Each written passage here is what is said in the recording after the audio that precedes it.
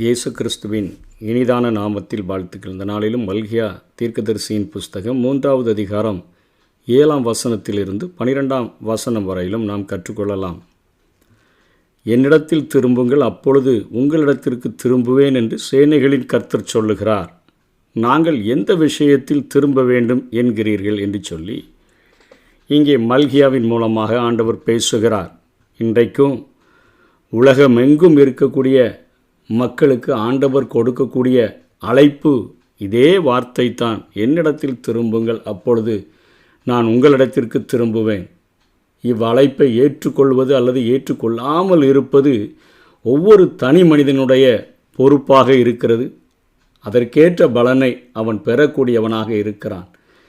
இங்கே ஏசாயா மிகப்பெரிய தீர்க்கதரிசியாக இருந்தாலும் கூட அவரும் 44வது அதிகாரம் 22 பின்பகுதியிலே என்னிடத்தில் திரும்ப உன்னை மீட்டு கொண்டேன் என்று பேசுகிறதை பார்க்கிறோம். எரேமியா தீர்க்கதரிசியின் மூலமாகவும் ஆண்டவர் 3ஆம் அதிகாரம் 12ஆம் வசனத்தில் சீர்கெட்ட இஸ்ரவேலே திரும்பு என்று கர்த்தர் சொல்லுகிறார் என்று சொல்லி பார்க்கிறோம். எரேமியா 4:1 இஸ்ரவேலே நீ திரும்புகிறதற்கு மனதாயிருந்தால் என்னிடத்தில் திரும்பு என்று கர்த்தர் சொல்லுகிறார்.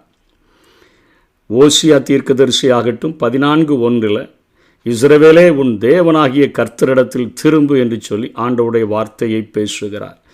யோவேல் தீர்க்கதரிசி ஆகட்டும் 2ஆம் அதிகாரம் 12ஆம் வசனம் 13ஆம் வசனங்களில் ஆதலால் நீங்கள் இப்பொழுதே உபவாசத்தோடும் அழுகையோடும் புலம்பலோடும் உங்கள் முழு இருதயத்தோடும் என்னிடத்தில் திரும்புங்கள் என்று கர்த்தர் சொல்லுகிறார். நீங்கள் உங்கள் வஸ்திரங்களை அல்ல, உங்கள் இருதயங்களை கிழித்து உங்கள் தேவனாகிய கர்த்தரிடத்தில் திரும்புங்கள் என்று சொல்லி அங்கே யோவேலும் ஆண்டவருடைய வார்த்தையை ஒரு அழைப்பை கொடுக்கிறதை நாம் பார்க்கிறோம். சகரியாவும் 1ஆம் அதிகாரம் 3ஆம் வசனத்தில் என்னிடத்தில் திரும்புங்கள் என்று சேனைகளின் கர்த்தர் சொல்லுகிறார். அப்பொழுது நான் உங்களிடத்திற்கு திரும்புவேன் என்று சேனைகளின் கர்த்தர் சொல்லுகிறார். எல்லா ஆண்டவருடைய உண்மையான பாரத்தை தங்களுடைய இருதயத்தில் வாங்கின ஒவ்வொரு மனிதர்களும் இந்த உலகத்திற்கு கொடுக்கக்கூடிய ஒரு அழைப்பு, என்னிடத்தில் திரும்புங்கள் என்று ஆண்டவர் சொல்லுகிறார். அவரிடத்தில் நீங்கள் திரும்பினீங்கன்னு சொன்னால், அந்த அழைப்பை ஏற்றுக்கொண்டீங்கன்னு சொன்னால், உங்களிடத்திற்கு அவர் திரும்புவேன் என்று சொல்லுகிறார். உங்களை ஆசீர்வதிக்க விரும்புகிறார், உங்களை ரட்சிக்க விரும்புகிறார், உங்களை மீட்டெடுக்க விரும்புகிறார், உங்களை பரிசுத்தப்படுத்த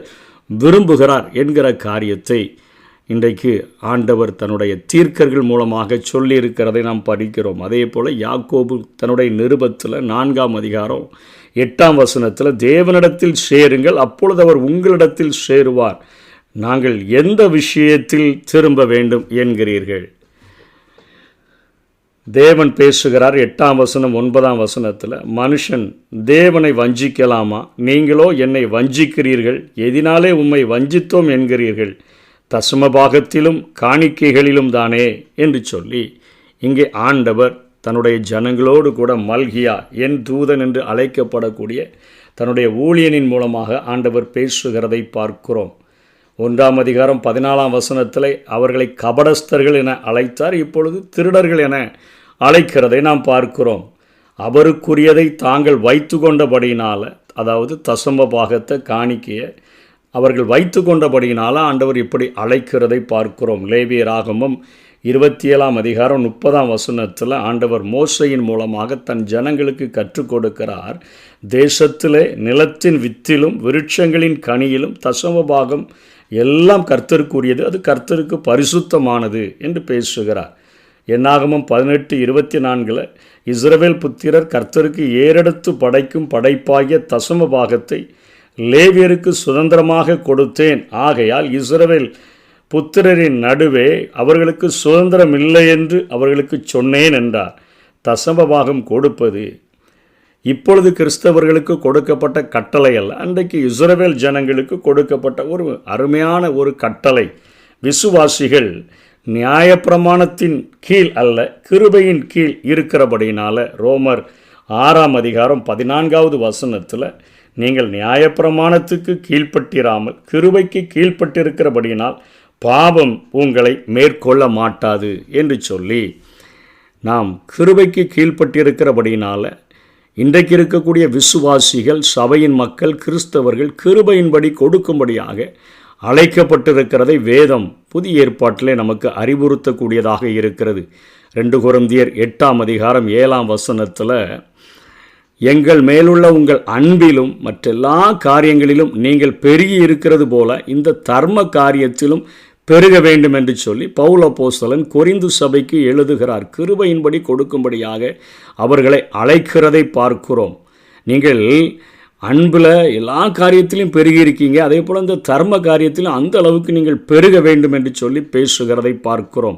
2 கொரிந்தியரில் அந்த 8ஆம் அதிகாரம் 9ஆம் வசனத்தில் சொல்கிறார், நம்முடைய கர்த்தராகிய இயேசு கிறிஸ்துவின் கிருபையை அறிந்திருக்கிறீர்களே, அவர் ஐஸ்வர்யம் உள்ளவராய் இருந்தும் நீங்கள் அவருடைய தரித்திரத்தினாலே ஐஸ்வர்யவான்களாகும்படிக்கு உங்கள் நிமித்தம் தரித்திரரானாரே. இது எதை குறிக்கிறது? நாம் விசுவாசத்திற்கு, நாம் கிருபைக்கு கீழ்ப்பட்டிருக்கிறோம், நியாயப்பிரமாணத்திற்கு கீழ்ப்படவில்லை என்று சொல்லப்படுகிறத இயேசு கிறிஸ்து தன்னையே நமக்காக ஒப்பு கொடுத்தது போல, தன்னுடைய எல்லா சொட்டு இரத்தத்தையும் நமக்காக சிந்தி எல்லாவற்றையும் சபைக்காக கொடுத்தது போல, தன்னுடைய பிள்ளைகளுக்காக கொடுத்தது போல, அவர் மேலே வைத்த அன்பி நிமித்தமாக, அவர் மேல் வைத்த நேசத்தின் நிமித்தமாக இவ்வளோ பெரிய கிருபையை காண்பித்திருக்கிறபடி நீங்கள் கிரயத்திற்கு கொல்லப்பட்டீர்களே, நீங்கள் உங்களுடையவர்கள் அல்ல என்று வேதம் சொல்லுகிறதுபடி நமக்கு உண்டான எல்லாம் ஆண்டவருக்குரியது. அதை நாம் தாராளமாக ஏராளமாக கிருபையின்படியாக நாம் கொடுக்கும்படியாக நாம் அழைக்கப்பட்டிருக்கிறோம். 11ஆம் வசனத்தில் அதே கொரிந்து சபைக்கு எழுதுகிறார், கொடுக்க வேண்டும் என்கிற விருப்பம் உண்டாயிருக்கிறது போல, விருப்பம் மட்டும் உண்டானா போதாது, உங்களுக்கு உள்ளவைகளில் எடுத்து அதை நிறைவேற்றுதலும் உண்டாவதாக. நீங்கள் விருப்பம் மாத்திரம் உண்டாயிருக்கிறது என்பது அல்ல, அதை நிறைவேற்றுதலும் உண்டாக வேண்டும் என்று சொல்லி ஆண்டவர் அங்கே பேசுகிறதை நாம் பார்க்கிறோம். கிருபையின்படி கொடுக்க வேண்டும். ஆண்டவர் தன்னையே கொடுத்தார், எல்லாவற்றையும் கொடுத்து விட்டார்.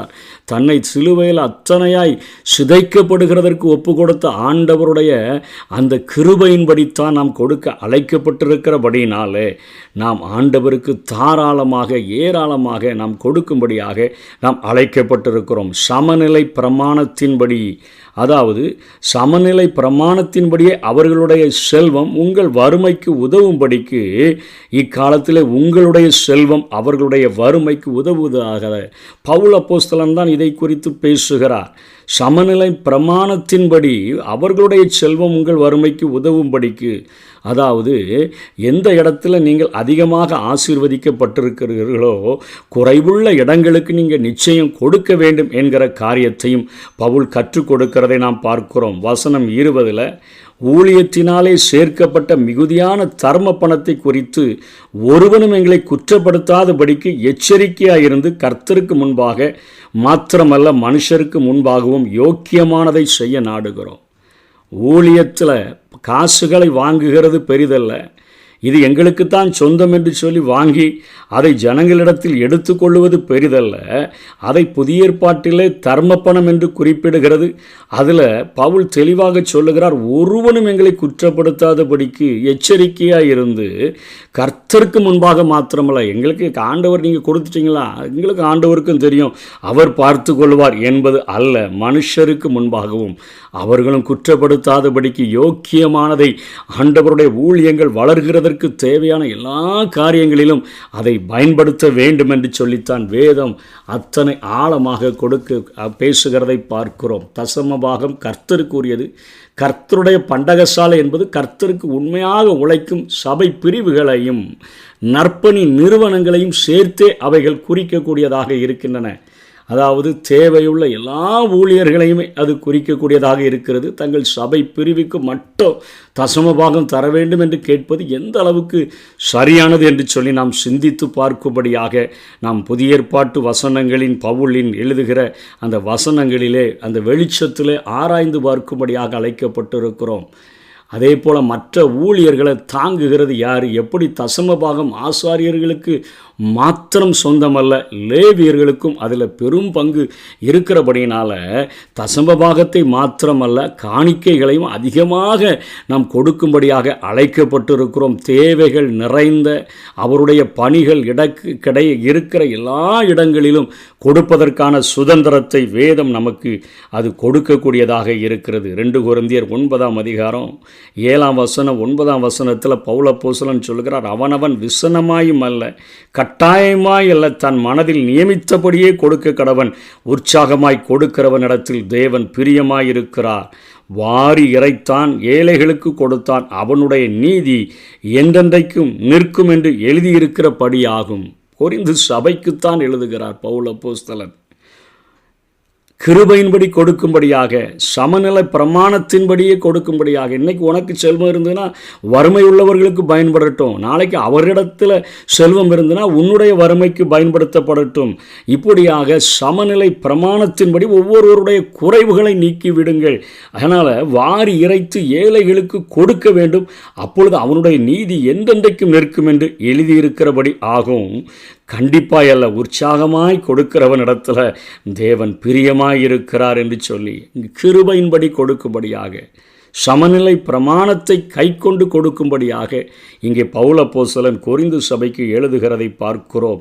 அதே போல் பெற்றுக்கொள்ளுகிறவர்களும் ஒருவனும் குற்றப்படுத்தாதபடிக்கு எச்சரிக்கையாக கர்த்தருக்கு முன்பாக மாத்திரமல்ல மனுஷர்களுக்கு முன்பாகவும் கொடுக்கப்படுகிற பணத்திற்கு அத்தனையாக உத்தரவாதம் உள்ளவர்களாக தேவனுக்கு கணக்கு ஒப்புவிக்க வேண்டும் என்று சொல்லி ஊழியங்களிலே நற்செய்தி பணிகளிலே பயன்படுத்துகிறவர்களாக இருக்க வேண்டுமே ஒழிய தங்களுடைய ஆடம்பர வசதிகளை பெருக்கி கொண்டு எனக்கு கொடுக்கப்பட்டவைகள் எப்படியும் ஆடம்பரமாக சுகபோகமாக வாழுவேன் என்று சொன்னால் நிச்சயமாக தேவனிடத்தில் வாங்குகிறவர்கள் கணக்கு ஒப்புவிக்க வேண்டும் என்கிற காரியம் பவுலினுடைய போதனையின் மூலமாக நமக்கு கொடுக்கப்படுகிறது. 1 கொரிந்தியர் 16ஆம் அதிகாரம் 1-2 பரிசுத்தவான்களுக்காக சேர்க்கப்படும் தர்ம பணத்தை குறித்து நான் கலாத்தியா நாட்டு சபைகளுக்கு பண்ணின திட்டத்தின்படியே நீங்களும் செய்யுங்கள். கலாத்தியா நாட்டில் இதே போல் ஒரு காரியத்தை நான் ஏற்படுத்தி வைத்திருக்கிறேன், ஒரு காரியத்தை திட்டம் பண்ணி வைத்திருக்கிறேன். அதே போல் கொரிந்து சபையை நீங்களும் இப்படிப்பட்ட காரியங்களை செய்யுங்கள்.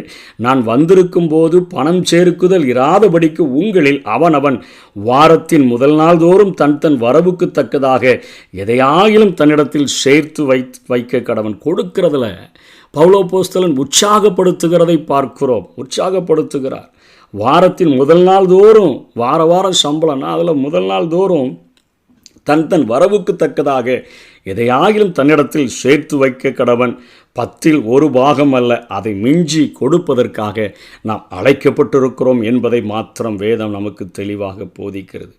இப்படி செய்யலைன்னா நீங்கள் சபிக்கப்பட்டவர்கள் என்று 9ஆம் வசனம் சொல்கிறது.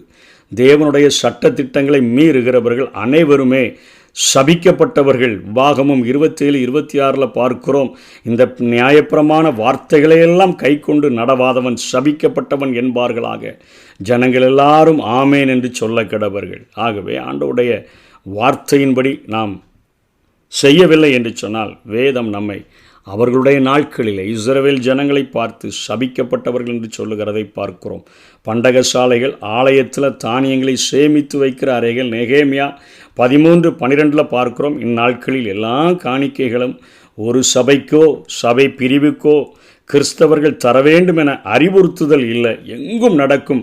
அவர் வேலைக்கு கொடுக்க இன்றைக்கு விசுவாசிகளுக்கு சுதந்திரத்தை இங்கே சபை கொடுத்திருக்கிறதை நாம் பார்க்கிறோம். தேவனுடைய ஊழியனாகிய பவுல் அப்போஸ்தலன் கொரிந்து சபை, கலாத்திய சபைகளுக்கு இவைகளை நான் திட்டம் பண்ணினேன் என்று சொல்கிற காரியத்தின்படி குறைவுகள் உள்ள, தேவைகள் உள்ள, கர்த்தருடைய பணிகள் நிறைவேற்றப்பட வேண்டிய இடங்களுக்கு காணிக்கைகளையும் ஆண்டவருக்கென்று நியமித்த காரியங்களையும் தசமபாகத்தையும் மிஞ்சி கொடுக்கும்படியாக, கிருபையின்படி கொடுக்கும்படியாக அழைக்கப்பட்டிருக்கிறோம். அதை தொடர்ந்து ஆண்டவர் சொல்லுகிறார், என்னை சோதித்து பாருங்கள், அதாவது உங்களுக்கு ஆசீர்வாதம் உண்டாகும்படியாக கொடுங்கள், என்னை சோதித்து பாருங்கள் என்று சொன்னால் அவிசுவாசத்தினால் சோதித்து பார்ப்பதல்ல, தம்முடைய வாக்குத்தத்தங்களை விசுவாசித்து அவருக்கு கீழ்ப்படிந்து அதனுடைய விளைவுகள் என்ன அப்படின்னு சொல்லி பார்க்கும்படியாக இங்கே மல்கியாவின் மூலமாக ஆண்டவர் பேசுகிறார். முதல்ல கொடுக்க வேண்டும் என்கிற காரியத்தை